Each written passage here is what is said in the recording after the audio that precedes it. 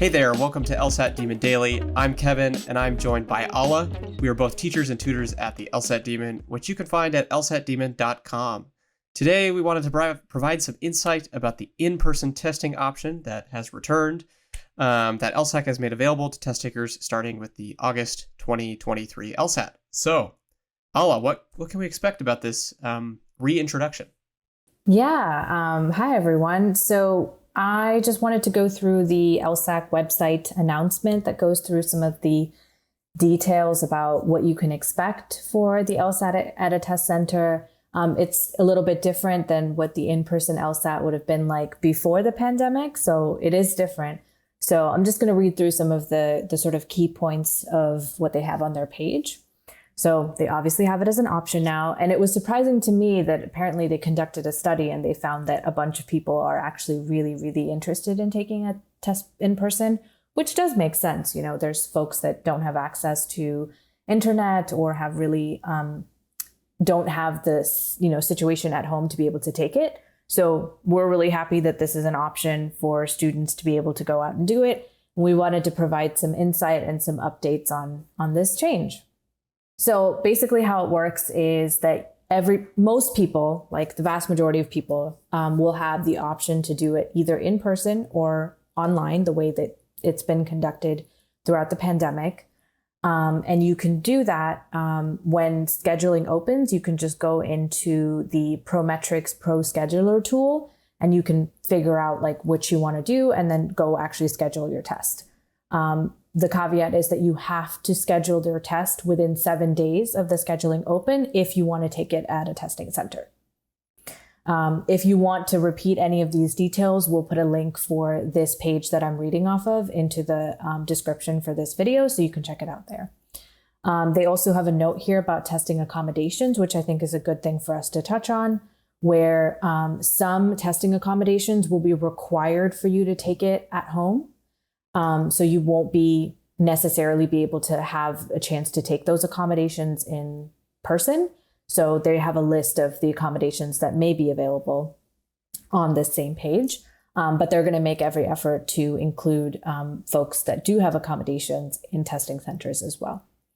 In terms of what to expect, it's sort of, if you've ever taken the SAT, if you've ever taken any sort of test at a test center, it's going to be roughly similar to that. You can expect, similar sort of proctors and, administrative things that go on. And they also have a reminder on here that the LSAT is not changing, which I think is like a really fun sort of comment at the end. Like, it's not going to be different, which is what we always say at the Demon. Like, it's been the same from start to finish. It's not really changing. So just know that you have this option, but ultimately the test is the same. The work is the same. What you put into it is the same. And I think that's an interesting note to end on here.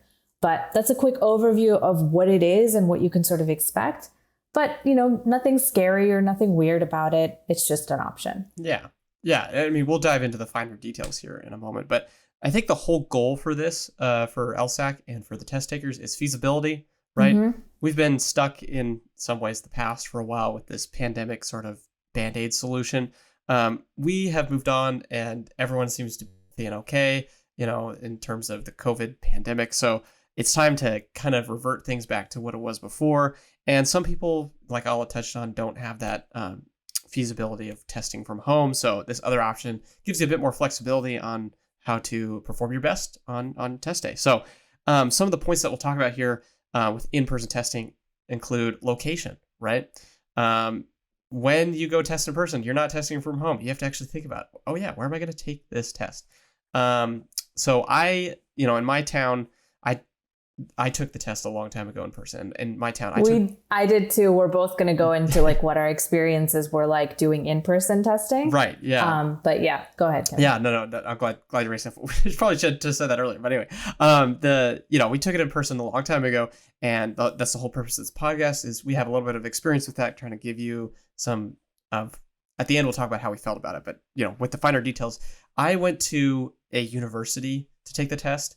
That was pretty nice. The university that I went to was secluded, I guess, from, other noise or, things. It wasn't in the middle of downtown or anything. It was kind of off on its own place. So that was a good location for me. But some of other locations may not be the best. So when you think about, oh yeah, do I want to test in person? Think about where it's going to be. And furthermore, also think about how you're going to get there, right? On the test day, do you have parking available for that? Do you have a car available? Do you have to take the bus? Whatever it is, you got to think about how are you going to get to that point so you can take the test and, have one less thing to worry about, I guess. Yeah, location I think is a big thing. I think it's like very easy to like not think too hard about that, but I would keep that top of mind if you are interested in taking it in person. Maybe this is overkill, but just like go scope out the location before, just so you maybe like know where to park. It's like looking through your classes before the first day of school, so you know like where everything is. Be nerdy about it because it does protect you in the future. Yeah. I don't think that's overkill at all. I'm glad you mentioned that point because that's exactly what I did when I took it. We're like, okay, let's drive out there. Let's find where's this building? Oh yeah, here's the building. Yeah. Let's, if we can look at the windows real quick, what does the building on the inside look like when you're taking, that sort of stuff. Don't be creepy about it, I guess. Yeah. But, I think that's don't violate any laws, but, do check out where you're going to be testing. We are a legal podcast in the terms of doing things legally. So, yeah. Peak lawyering right there. We do the things legally. Yeah, we do not give legal advice. Other than that, don't break laws. Cool.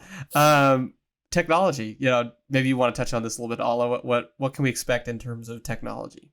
Yeah, so you can expect to be taking it on some sort of like up-to-date computer, tablet. I didn't see any details about the kind of device that you might be using.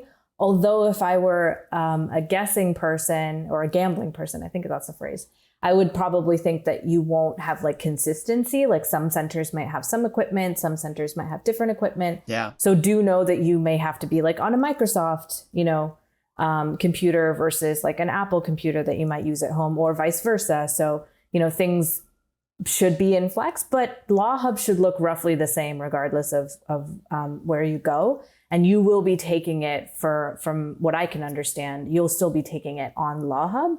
So it'll look familiar to you if you've ever taken a section or a test on Law Hub. Yeah, I think that's a great point to hit on. The test is no different, right? It's just you might be in a different place using someone else's computer, Yeah.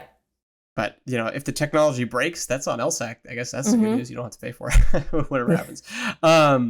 Another thing, similar to technology is proctors, right? If you've taken the ProctorU version of the LSAT at home, right, you have a proctor from somewhere else that's takes control of your computer for a second, make sure you're not cheating or whatever. But in person, you're going to have real proctors. You're going to have people standing around. They're going to check you in. They're going to monitor you as you take the test. If you have to ask questions or use the bathroom, you're actually going to talk to a living, breathing person. It's a little different, I guess, in that regard. It's to some degree, I guess this person will be a bit more knowledgeable than the ProctorU person that you can't see, because they'll know, at least when we took it before the pandemic, some people, this was their job, like in the summers, they would go test, be proctors for the LSAT, whatever. So they have some experience. I presume that they would have some experience. And so you can ask them questions about whatever before the test starts and, checking you in and all that, blah, blah, blah, blah, blah. So it's a little different, but in this kind of same token with technology, it's not that much different either. So yeah, what else can we expect? You can expect people. And you can expect people pretty much all over the place as you go to take the test. You will probably have friends as you take the test. You may have to, get there early so that you can secure parking and, make sure that you can get, maybe a good seat that's like not right next to the bathroom or something like that. I mean, we're just spitballing here, but we're just trying to recognize that there is more fluidity when it comes to an in-person administration. So things aren't going to be as set in stone. And it'll probably vary from location to location, from proctor to proctor, from day to day. So yeah, that's definitely something that you should know and be aware of. It's kind of like, I get this question from students all the time, which is like, is there anything that I should be doing specifically for ProctorU? Is there like, should I be worried about interruptions? And the answer I give students is, hey, things are going to go wrong. Just know that some way things are going to go wrong. And I want you to just know that rather than to feel surprised by it. Right? So I would give the very same advice for someone that's going to go test in person. It's just expect something not to go according to plan and just know that that's going to happen so you can deal with it. Obviously, we don't want anything to go wrong. And I took the LSAT online like 4 or 5 times and I didn't have any trouble with my LSAT administrations on ProctorU. But each and every time I expected it to go wrong and it didn't. And I was like, oh, cool, it didn't. Yeah. No, that's a good attitude to have. I guess the theme of this podcast kind of is, there's a lot of considerations. So you got to be careful with, be aware of what could happen. So, but yeah, lots of people for sure. I think I had 50 or so people taking the test with me when I did it in person. And, it's in some ways it's a callback to undergrad education where you're taking a test with a ton of people shuffling papers, typing, whatever it is. And so to have that kind of, I don't know if it's white noise or background noise or whatever, but to have that, you got to think about that a little bit. Just what other people do while you're taking your test, you got to keep that in the back of your head. And, another thing too with being in person is that, and I'm not sure if they'll keep this policy, but when we took it, we had to turn in our phone, our keys, our, I don't remember if it was my wallet or whatever, but extra stuff that we brought with us to the test center. It was all in a Ziploc bag. They had to check it, go through it and say, oh yeah, this is the policy. Here's all the stuff that you can bring. Make sure you're not bringing anything that's cheating, that constitutes as cheating, whatever. And so whether they bring that policy back again, I would double check with LSAC. Again, you'll get this information when you register for the test if you want to do it in person. So, but it's to keep that in mind. It's kind of like going through security at a sporting event. You need that clear bag and you got to put all your stuff that you can bring in that bag. So LSAT's just like going to a baseball game. Yeah. I love it. It's a baseball and podcast. There's our baseball reference for the day, Kevin, for the podcast. That's our streak. Our streak continues now. Baseball games are more fun though, I must say. Lastly, we have a point with mental activity. This kind of goes with people. For me, when I was waiting in line to check in or, get into the testing room itself, there are people that will psych themselves out and you will hear them psych themselves out. And one thing you got to keep track of is your own mental state, I guess. Don't let other people get in your head. By the time you get to this point where you're taking the test in person, you've taken the test so many times that it's nothing different. And so that attitude you have, sure, you want to do your best on test day. That's awesome. You should care, but you don't want to get other people's thoughts in your head. Like, oh my gosh, I'm so nervous about this test. Yeah, you'll be fine. And so, just something to consider. You're not by yourself in your house. Just, staying composed that way. You got to understand that other people are going to respond to this stressor that is the LSAT in different ways. Yep. And I think it's reasonable to say that your mental state is then going to be like up to you, and it could sway either way depending on how intense or not intense your environment is at that test center on that day. Yeah, I agree.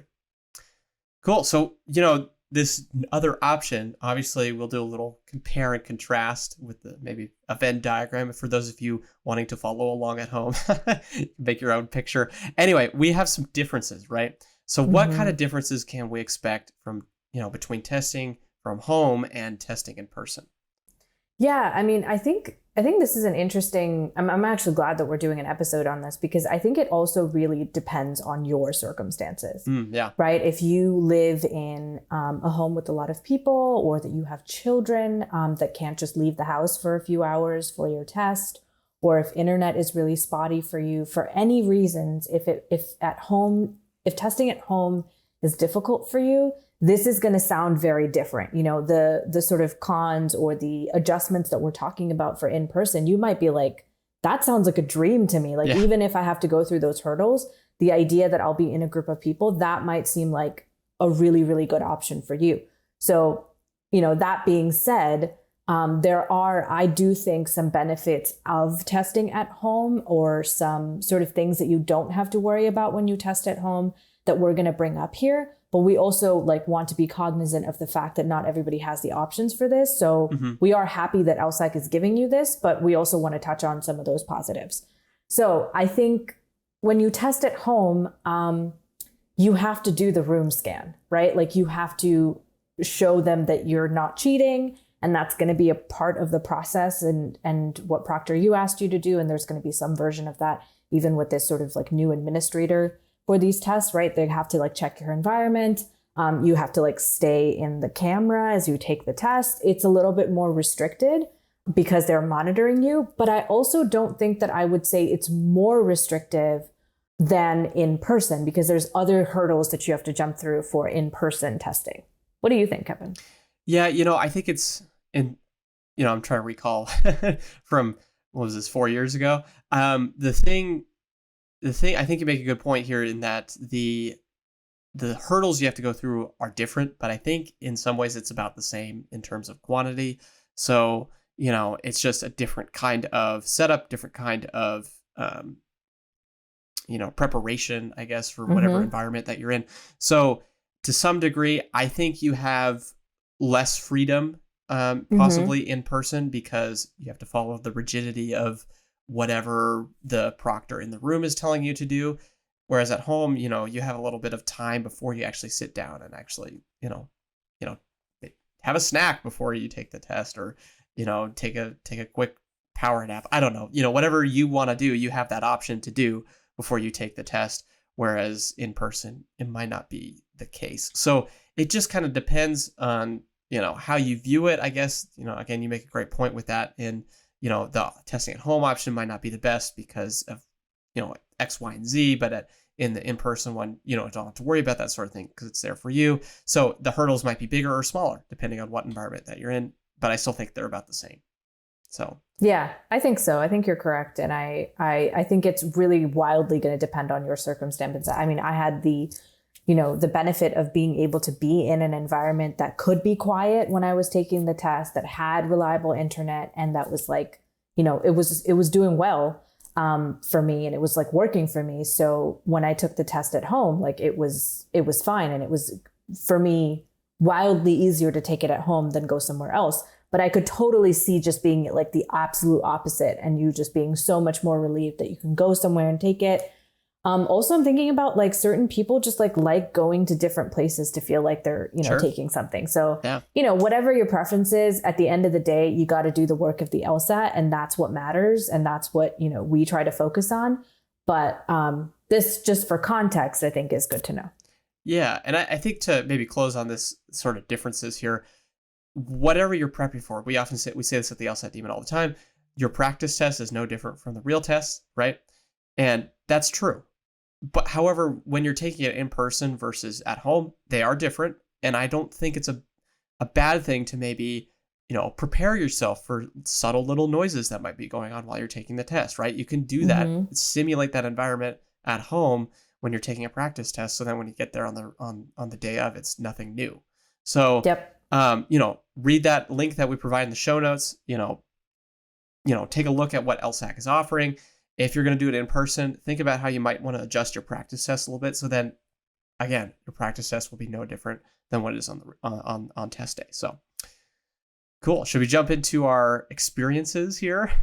Yeah, absolutely. I just want to add one thing, which I think is, whatever happens on the test or on test day, remember, your training doesn't just go out the window. The reason that you train, the reason that you practice, is because you are preparing for the performance, right? Whatever goes wrong, whatever doesn't go according to your plan, let the internal sort of machine that you've built, let it kick in, let it take over, and let yourself do well on the test, because that's what you've been practicing, right? And so whichever option that you choose, know that's the reality, and know that you can always call on your best LSAT instincts to help you out when you need them. That's great advice. I'm glad you mentioned that, because it's easy to overlook that and get carried away with this sort of thing. So Yeah, exactly. Because I can feel the students like, overthink and sort of plan for these little adjustments. Like, I do better when there's people around me because I'm competing with them. Or, I have like really good internet. So like maybe it'll be like, a split second better to like take my sections. I can see students game these scenarios out and just know that those kinds of adjustments aren't going to be the sink or swim for you. right. It's going to be just doing your best. And obviously, if there's a huge difference between in person and at home for you, like definitely make that choice. But overall, it's going to be you doing the work day in and day out consistently. That's going to get you over the finish line. Awesome. Yeah, I love that.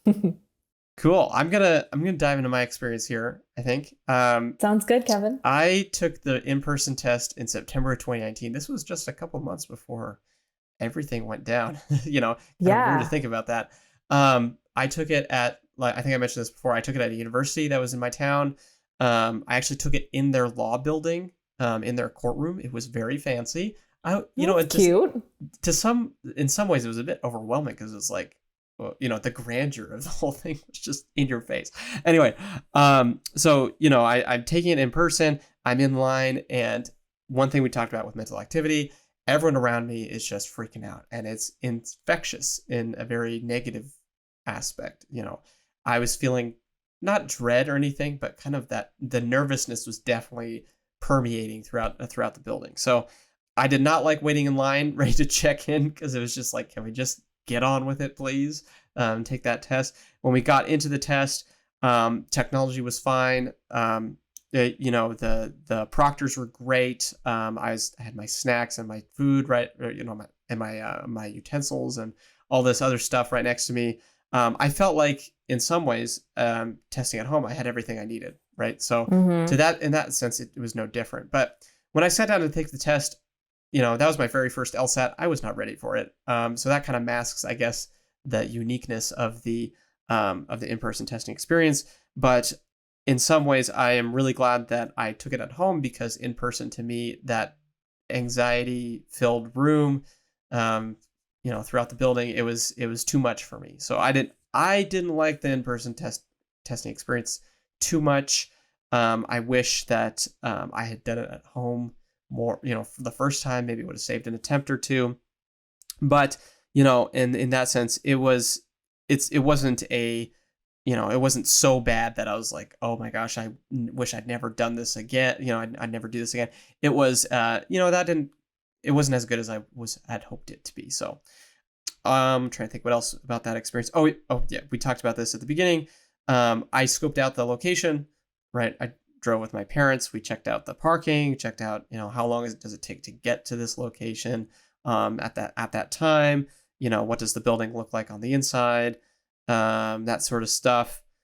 And we went through the checklists of everything that I needed to bring multiple times. And I guess this is the other point, in that testing in person for me compared to at home was a bit more stressful, because it felt like I had less time to prepare. It was a tighter window. Whereas testing at home, especially when I tested at home for the second or third time, I knew the drill. I had a lot of time to come up with the stuff I needed, and I could go to the store real quick and grab what I needed before that, which is different than actually doing it in person. I couldn't, like, oh no, I forgot my my Cliff Bar that I was going to eat. I can't leave at that point to go get it, right? So again, to me, in person was not the greatest experience. It wasn't the worst thing ever, but I like at home a little bit better for a variety of reasons. So yeah, so I'll talk about my experience now. And I think I land similarly to Kevin, but these are just our experiences. So I took the in-person LSAT, I think very close to when you took it, Kevin. Yeah. It might have either been September 2019, or it was like just like a month or two before that. I think it might have been like July 2019 or something like that. Oh, yeah. In the summer of the same year.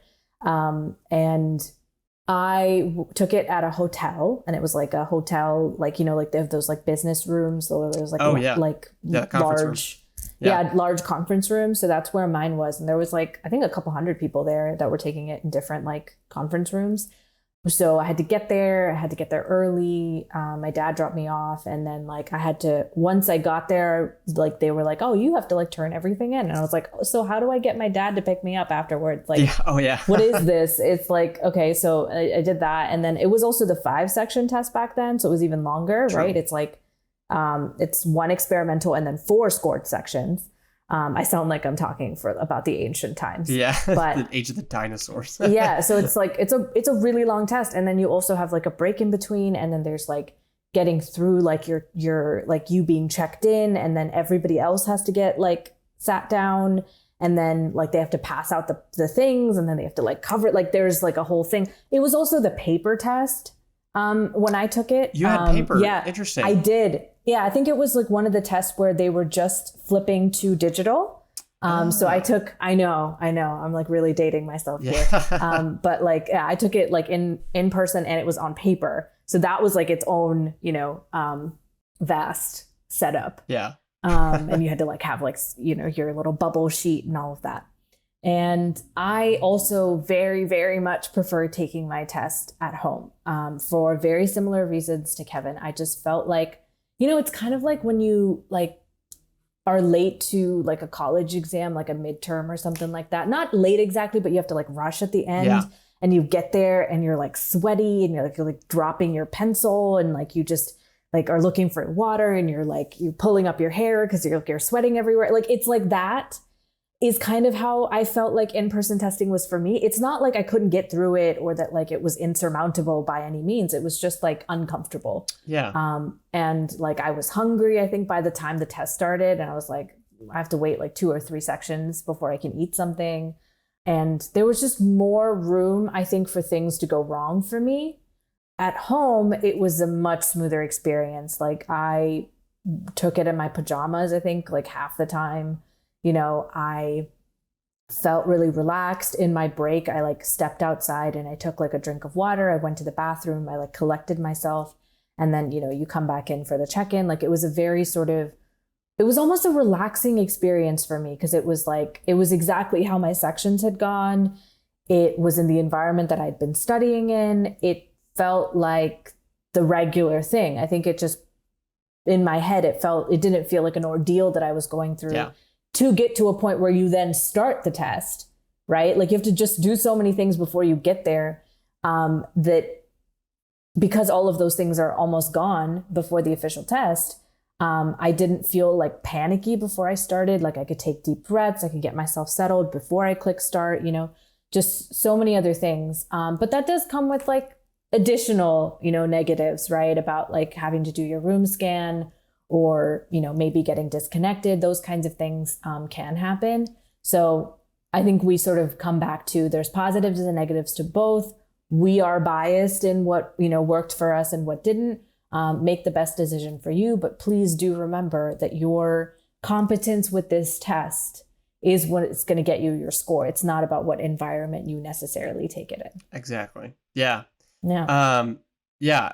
I guess I want to touch on one thing. You talked about the rush before, like getting to the location, or, getting everything ready before the actual exam.